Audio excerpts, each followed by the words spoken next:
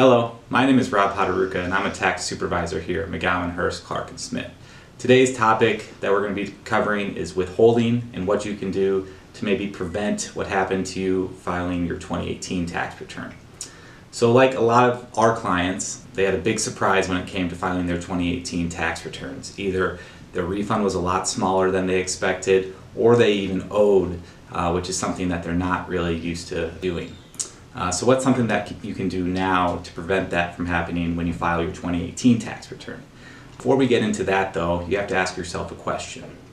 Would you rather have a large refund when you file your return, receive it in March or April, or would you rather have that money throughout the year and either have a very small refund or even pay in a little? That's a very important question, and a lot of people view it differently, so it's important to answer that question before doing what we describe next. So the next thing I need you to do is grab two things. I need you to grab your most recent paycheck and then also a copy of your 2018 tax returns. When you look at your most recent paycheck, you'll see two line items, your federal withholding and Iowa withholding. What we're going to do is annualize that. So if it's easiest to grab your April 30th paycheck, you can take that number, multiply it by 3. That's your expected withholding for the rest of the year. Compare those two numbers to what your 2018 tax number was. For the federal return, that was line 15 on page 2 of the tax return. And then on Iowa, it was line 58.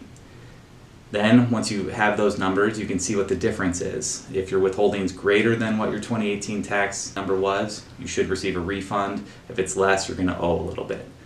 Then it goes back to what you answered before. Would you rather have that big refund or even pay in a little or get a small refund? Once you have that answered, you can adjust your withholding by talking to your employer.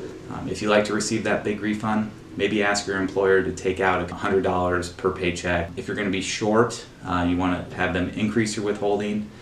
If you found that you have a large refund and would rather have that money throughout the year, maybe ask them to reduce your withholding by a little bit. So it can be changed at any time. Just contact your HR person and they'll usually have some guidance on how to do that. This isn't a foolproof method, however. It doesn't factor in bonuses, raises, or other sources of income, so make sure you factor that in when changing your withholding. Make sure to check out our YouTube channel where you can see other topics that we've discussed across a broad range of topics. Please like and subscribe to any videos that you have an interest in. If you have any questions on anything that I've talked about today or anything that anyone else here at the firm has talked about, please feel free to reach out to us and ask us any question that you may have. We're here to help.